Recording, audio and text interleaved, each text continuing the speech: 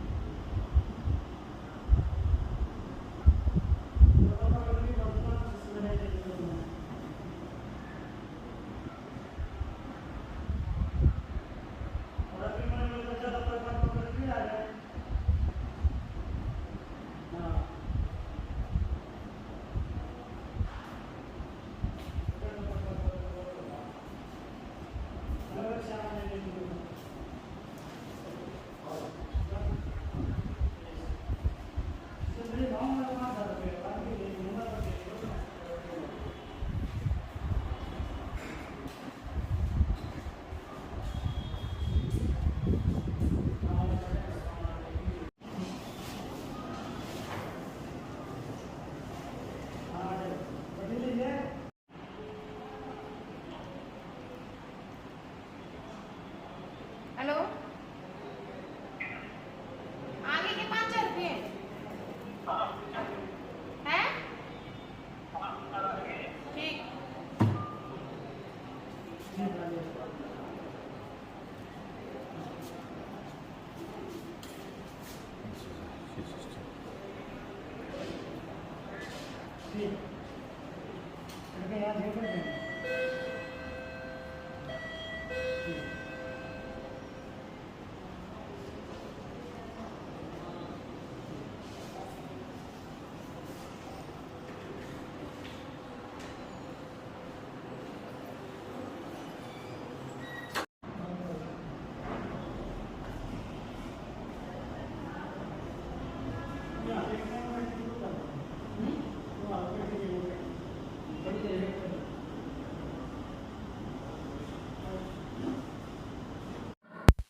Doctor साहब, पहले के ज़माने में जब बच्चा पैदा होता था तो माँ की भी अग्नि परीक्षा होती थी।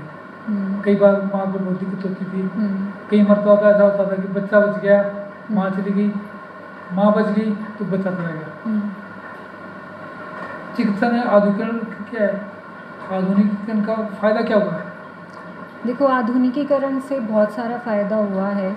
आजकल हमारे पास बहुत सारे ब्लड टेस्ट्स हैं, बहुत सारी अल्ट्रासाउंड मशीन्स हैं। अल्ट्रासाउंड मशीन से हम बच्चे के अंदर कोई भी बनावटी खराबी है नहीं है वो बहुत पहले पकड़ लेते हैं।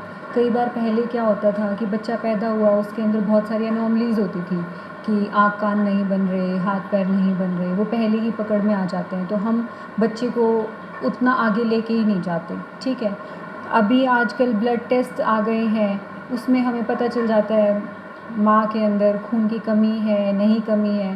पहले क्या होता था, खून की अधिकतर महिलाओं में खून की कमी पाई जाती थी। उसके बाद जब डिलीवरी में और खून बहता था तो उसके अंदर और ज़्यादा कॉम्प्लिकेशंस होते थे कि उनको पीपीएच यानी डिलीवरी के टाइम पे ज़्यादा खून जाता था जिससे माँ की जान को खतरा होता था। आजकल हमें पहले ही पता होता है कि खून की कमी है तो उससे रिलेटेड फिर हम आयरन की, कैल्शियम की दवाइयाँ उनको देते हैं। अगर उससे नहीं ठीक हो रहा तो हम आयरन के इंजेक्शन लगा सकते हैं, उनसे भी नहीं ठीक हो रहा तो ब्लड दे सकते हैं। ठीक है, तो जितनी आधुनिकता आई है, जितने ब्लड टेस्ट या जितने हमारे पास इन्वेस्टिगेशंस हैं, उन्हीं इन्वेस्टिगेशंस के ऊपर हम अमल करते हैं, मरीज़ों को ट्रीट करते हैं ताकि कम से कम मोर्टालिटी हो, कम से कम माताएं और कम से कम जो बच्चे हैं वो बिल्कुल स्वस्थ हष्ट पुष्ट बच्चे हम माँओं को दे सकें। अच्छा, अभी आपने बात की खून की कमी की, परिवेश बदल गया, लेकिन आज भी जो माताएं हैं उनमें जब वो अपना टाइम पीरियड पूरा करते हैं, बच्चा होने को होता है, तो उनका HB 4 ग्राम, 6 ग्राम, 7 ग्राम और 8 ग्राम तक रहता है। तो ये दिक्कत आज भी है और आज से 30 साल पहले भी थी। कारण क्या है? देखो, कारण एक तो जो हमारी खुराक है, जो इंडिया में लोगों की खुराक है वो नॉर्मली वेजिटेरियन डाइट है। खासकर नॉर्थ इंडिया की बात करें, हम हमारे हरियाणा इलाके की बात करें तो मांस मच्छी बहुत कम लोग खाते हैं, तो जो आयरन की रिक्वायरमेंट है वो पूरी नहीं होती, वो एक नॉर्मल लोगों की पूरी नहीं होती, ठीक है। लेकिन जब प्रेगनेंसी होती है, जब गर्भावस्था होती है, तो आयरन की रिक्वायरमेंट और कैल्शियम की रिक्वायरमेंट बढ़ जाती है। वो रिक्वायरमेंट आप कभी भी खाने से पूरी कर ही नहीं सकते, ठीक है। अगर हम बहुत ही अच्छा खाना खाएं, फल फ्रूट खिलाएं, सब कुछ खिला रहे हैं मरीज़ को, तो भी उतना आयरन और कैल्शियम जितना चाहिए मरीज़ को उतना पूरा होता ही नहीं है। इसीलिए सरकार भी आयरन और कैल्शियम की दवाई आंगनवाड़ियों में फ्री में मरीज़ों को देती है। लेकिन फिर भी खून क्यों कम है? क्योंकि महिलाएं जो हैं आयरन कैल्शियम की गोलियां खाती नहीं हैं। आयरन की गोली के कुछ साइड इफ़ेक्ट्स हैं। जब आयरन की गोली हम लेते हैं तो थोड़ा सा कच्चा जी रहना, जी मचलाना या उल्टी हो जाना वो रहता है। प्रेगनेंसी में वैसे भी शुरुआत के 3 महीनों में ये सारी चीज़ें रहती हैं, लेकिन जब आयरन की टैबलेट हम शुरुआत करते हैं 3 महीने से 9 महीने के बीच में, तब भी इस आयरन की टैबलेट से बहुत साइड इफ़ेक्ट्स होते हैं जिसकी वजह से माएँ नहीं लेती। लेकिन इसका भी इलाज है। आजकल अलग तरह की आयरन की टैबलेट्स आई हुई हैं जिनसे साइड इफ़ेक्ट कम होते हैं। जो महिलाएं टॉलरेट कर पाती हैं तो अच्छी बात है, जो नहीं टॉलरेट कर पाती उनके लिए दूसरी तरह की दवाइयाँ हैं जो वो ले सकती हैं।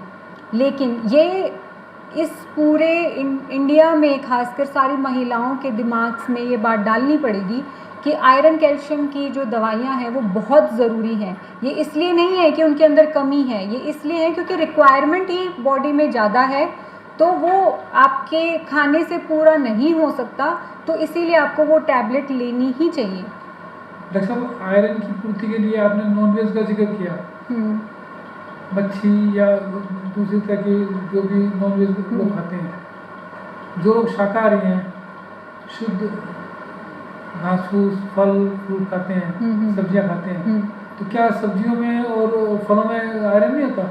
आयरन होता है लेकिन मात्रा कम होती है, ठीक है। अब हर कोई तो डेली पालक साग नहीं खाता, ठीक है, हर तरह की वैरायटी खाएगा। हरी पत्तेदार सब्जियों के अंदर अच्छा जो गुड़ होते हैं, चना होता है, उनके अंदर आयरन की मात्रा ज़्यादा होती है। कभी भी हम बोलते हैं जिन मरीज़ों के अंदर खून की कमी होती है कि लोहे की कढ़ाई में खाना बना के खाओ ताकि उससे थोड़ा आयरन मिले, ठीक है। जो खट्टी चीज़ें होती हैं, आंवला होता है, वो आयरन के एब्जॉर्प्शन को बढ़ाता है, नींबू है, तो हम बोलते हैं कि खट्टी चीज़ें भी खाएं। तो जो शाकाहारी जो खाना है उसके अंदर आयरन होता है, नो डाउट, लेकिन कम मात्रा में होता है। वो मात्रा जितनी हमें चाहिए उससे कम पूरी हो पाती है। डॉक्टर, मान लिया कोई शाकाहारी है और उसमें खून की मात्रा 4 या 5 ग्राम है, डिलीवरी ड्यू है, तो उसको कैसे ट्रीट किया जाएगा? देखो, अगर 4 या 5 ग्राम खून है तो ये तो मतलब बहुत ज़्यादा कम खून है। यूजुअली हम ये बोलते हैं कि वेरी सीवियर अनीमिया जो होता है वो 4 ग्राम से 4 या 4 से कम जो होता है वो वेरी सीवियर अनीमिया होता है, और सीवियर अनीमिया 7 से कम खून माना जाता है। अगर डिलीवरी बहुत ही ज़्यादा नज़दीक है, जैसे वो 8वें 9वें महीने में है और 1 महीने के अंदर अंदर डिलीवरी है, तो 7 ग्राम से कम खून वाले मरीज़ों को हम खून चढ़ाना प्रेफर करते हैं। लेकिन अगर 4 ग्राम से भी कम खून है तो उसके अंदर तो मरीज़ का दिल फेल होने का भी खतरा रहता है, तो उस मरीज़ को तुरंत की तुरंत एडमिट करके खून चढ़ाया जाता है। उसके सारे बाकी टेस्ट कराए जाते हैं कि खून की कमी किस वजह से है, आयरन की कमी की वजह से है या बाकी विटामिन की कमी की वजह से है, या इसकी वजह से नहीं है, कोई और कारण है जिसकी वजह से खून की कमी है, वो करवाए जाते हैं, उसके हिसाब से उसका नेक्स्ट ट्रीटमेंट प्लान किया जाता है। लेकिन अगर 4 से कम किसी का खून है तो वो बहुत ही ज़्यादा अनीमिया है उसको, और उसको तुरंत की तुरंत एडमिट किया जाता है।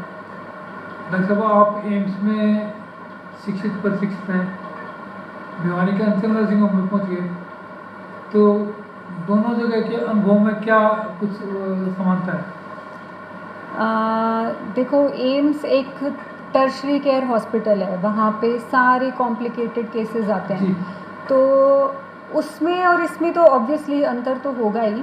वहाँ पे हर तरह की, देखो जहाँ पे जो भी टर्शरी केयर हॉस्पिटल होता है वहाँ पे आपको हर डिपार्टमेंट मिलता है। अगर कोई भी कॉम्प्लिकेशन होगी तो हम उस डिपार्टमेंट से सलाह मशवरा कर सकते हैं, उस डिपार्टमेंट में रेफ़र कर सकते हैं। तो एक बार पेशेंट अगर हॉस्पिटल में आया है तो उसको बाकी किसी हॉस्पिटल में जाने की ज़रूरत ही नहीं है, वहीं पे उसका इलाज हो जाएगा, ठीक है। लेकिन अगर हम अंचल हॉस्पिटल की ही बात करें तो यहाँ पे नो डाउट सारी फैसिलिटीज़ हैं, हमारे पास पीडियाट्रिशियन है, हमारे पास गायनोकोलॉजिस्ट हैं, हमारे पास सर्जन है, लेकिन फिर भी मतलब वो सेटअप नहीं है जो एक बड़ा टर्शरी केयर हॉस्पिटल होता है, वो सेटअप यहाँ पे नहीं है। तो थोड़ा तो डिफरेंस है ही, और साथ में पेशेंट किस टाइप के आ रहे हैं इसमें भी बहुत बड़ा डिफरेंस है, क्योंकि जो बहुत ज़्यादा कॉम्प्लिकेटेड केसेस आते हैं वो no doubt tertiary care hospitals में ही जाते हैं, और उनको वहीं ही जाना चाहिए क्योंकि वहाँ पे उनका मैनेजमेंट वो अच्छे तरीके से होगा। डॉक्टर साहब, अंचल नर्सिंग होम की एक साथ थी कि नॉर्मल डिलीवरी कराने में ज़्यादा विश्वास रखते हैं, तो आप क्या समझते हैं कि एक आम महिला जो है उनमें कितनी प्रतिशत नॉर्मल डिलीवरी होती है? देखो, ये तो डिपेंड करता है कि क्राउड कैसा है, पेशेंट किस तरीके के आ रहे हैं। अब जैसे अगर हम एम्स की बात करें तो वहाँ पे ज़्यादातर कॉम्प्लिकेटेड केसेस आते थे, तो वहाँ पे 70-80% नॉर्मल डिलीवरी होती थी और 20 से 30% भी कई बार सिज़ेरियन हो जाता था, ठीक है।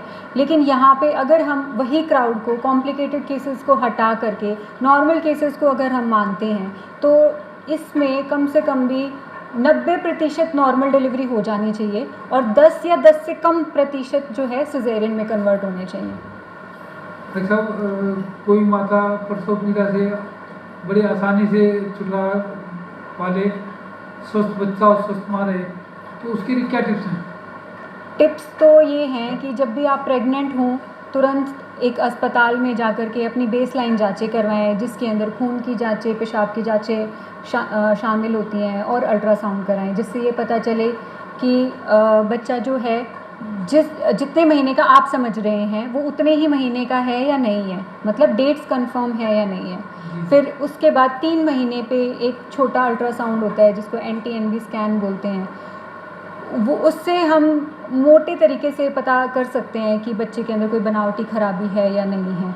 एक 5वें महीने पे एक बारीक अल्ट्रासाउंड होता है जिसमें हम ये पता कर सकते हैं कि बच्चे के अंदर कोई भी अनोमली, कंजेनाइटल अनोमलीज़ हैं नहीं है, सो दैट हम उस प्रेगनेंसी को आगे लेके ना जाएं। 8वें-9वें महीने पे अगर कोई अल्ट्रासाउंड नहीं तो हम खुद से भी चेकअप करते रहते हैं मरीज़ों का कि ग्रोथ अच्छे से हो रही है, नहीं हो रही है, बच्चा सीधा है, उल्टा है। हर महीने अगर वो अपना विज़िट कर रही हैं हॉस्पिटल में तो वेल एंड गुड। और दूसरा, अब बीच में कम से कम 1 या 2 बार तो कम से कम अपना हीमोग्लोबिन चेक करवा लें, जैसे एक 5वें-6वें महीने पे चेक करा लिया, एक 8वें-9वें महीने पे चेक करा लिया कि हीमोग्लोबिन तो कम नहीं है। रक्त के अंदर शर्करा मतलब ब्लड शुगर, वो चेक करा ले कि ब्लड शुगर तो ज़्यादा नहीं है। जितनी बार भी हॉस्पिटल में विज़िट करती हैं वो अपना BP चेक करवाएं, BP नॉर्मल है नहीं है, वज़न चेक कराएं, वज़न बढ़ रहा है नहीं बढ़ रहा है, और डॉक्टर तो खुद से बच्चे की धड़कन, बच्चा सही से ग्रो कर रहा है नहीं कर रहा है, वो चेक करेगा ही। तो अगर कोई भी महिला प्रेग्नेंट है और वो जब भी डॉक्टर उनको बुलाते हैं चेकअप के लिए जा रही हैं, जितने भी इन्वेस्टिगेशन जांचें उनको बोल रहे हैं वो करवा रही हैं और सब कुछ नॉर्मल है, तो इससे अच्छी बात कोई हो ही नहीं सकती। तो वो ज़्यादा चांसेस हैं कि सब कुछ नॉर्मल होगा, अच्छा स्वस्थ हष्ट पुष्ट बच्चा वो घर लेके जाएंगे। डॉक्टर साहब, वक्त बदला, आधुनिक चिकित्सा भी आई, लेकिन हाई रिस्क प्रेगनेंसी एक चैलेंज है आज भी, हाँ बिल्कुल है। तो ऐसे पेशेंट्स के लिए किस तरह की सावधानी जरूरी है? देखो, हाई रिस्क पेशेंट भी हमें तभी पता चलते हैं जब हम इन्वेस्टिगेशंस कराते हैं। किसी पेशेंट को जीडीएम है, मतलब डायबिटीज़ निकल के आता है जो कि प्रेगनेंसी के दौरान हुआ। किसी मरीज़ को थायराइड की बीमारी निकल के आती है। किसी मरीज़ को पहले कभी टेस्ट नहीं कराया लेकिन अभी टेस्ट कराने पे पता चला कि एचआईवी है या हेपेटाइटिस है या ऐसी कोई बीमारी है जो उसे पहले कभी पता ही नहीं थी क्योंकि उसने कभी टेस्ट कराया ही नहीं। प्रेगनेंसी में टेस्ट कराया तो पता चला, ठीक है। या फिर किसी को पीलिया है या कोई पहले ऑपरेशन से बच्चा हो रखा है या पहले ऑपरेशन के दौरान बच्चादानी फट गई थी। तो ये जितने भी कॉम्प्लिकेटेड केसेस हैं वो सारे हाई रिस्क प्रेगनेंसी ही हैं।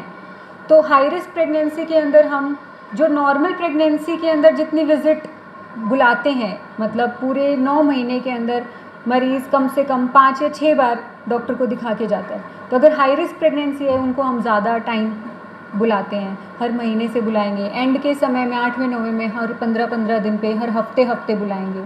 अल्ट्रासाउंड कराएंगे तो पता चल रहा है कि बच्चे के चारों तरफ पानी कम है या बच्चे की तरफ खून की सप्लाई कम आ रही है या बच्चा ग्रोथ नहीं कर रहा है, IUGR जिसको बोलते हैं कि ग्रोथ रिटार्डेड बच्चा है, तो उसको हम उसी तरीके से हैंडल करते हैं, उसी तरीके से मैनेज करते हैं। और आजकल सारी गाइडलाइंस हैं जो आपको बताती हैं कितने वीक्स पे टर्मिनेट करना है, इस हाई रिस्क प्रेगनेंसी के अंदर कैसे मैनेजमेंट करना है, इस हाई रिस्क प्रेगनेंसी में कैसे मैनेजमेंट करना है। तो सारी सुविधाएं हैं। डॉक्टर साहब, हर क्षेत्र में चिकित्सा विज्ञान में काफ़ी तरक्की की है, लेकिन कहीं ना कहीं अब भी जब कोई पेशेंट आता है, जैसे बच्चा को ले लिया, कोई प्रसव पीड़ा से तरफ से महिला आती है, तो कई बार ऐसा होता है कि वो कई डॉक्टर उसको जवाब दे देते हैं कि आप आगे ले जाइए, आगे ले जाइए, और एक सामान्य ढंग से उसकी डिलीवरी हो जाती है। क्या कहेंगे? मतलब मैं आपका सवाल समझी नहीं। डॉक्टर साहब, कोई प्रसव पीड़िता है, प्रेग्नेंट लेडी है, वो किसी हॉस्पिटल में गई, वहाँ से क्या दिया कि रिस्की पेशेंट है, इसको आप दिल्ली ले जाइए, हिसार ले जाइए, उत्तर ले जाइए, और वो आपके पास आगे नॉर्मल डिलीवरी होगी, तो क्या मानते हैं आप? देखिए, ऐसा है कि कोई भी हाई रिस्क प्रेगनेंसी होती है तो हाई रिस्क प्रेगनेंसी का मतलब ये नहीं है कि उसके अंदर जो भी कॉम्प्लिकेशंस हैं वो होंगे ही होंगे, ठीक है। जैसे एक मान लीजिए बात, कोई पेशेंट है उसका बीपी हाई है, ठीक है, तो वो हाई बीपी हाइपरटेंसिव पेशेंट्स जो भी होते हैं उनके अंदर एक्लेम्शिया का रिस्क रहता है। एक्लेम्शिया का मतलब सीजर्स आने या तान आने, ठीक है। अब तान आने का रिस्क है उसके, इसीलिए जो छोटे अस्पताल हैं जैसे PHC है, CHC है, वो अपने पास नहीं रखते, क्योंकि इन केस अगर उसको सीजर्स आ गए या कुछ हो गया तो उनके पास मैनेजमेंट के लिए वो चीज़ें नहीं हैं। भाई अगर मरीज़ को इंट्यूबेट करना पड़ गया तो वो उस टाइम पे सुविधा नहीं है उनके पास इंट्यूबेट करने की। बट इसका मतलब ये तो नहीं है ना कि हर मरीज़ को ही एक्लेम्शिया होगा, हर मरीज़ को ही दौरे आएंगे। अब उन्होंने अपनी सुविधा के लिए, मरीज़ की सुविधा के लिए बोला है कि आप बड़े अस्पताल जाइए जहाँ पे सारी सुविधाएं उपलब्ध हैं, कि इन केस अगर कॉम्प्लिकेशन होता है तो उन कॉम्प्लिकेशन को मैनेज करने के लिए वहाँ पे सारी सुविधाएं हों।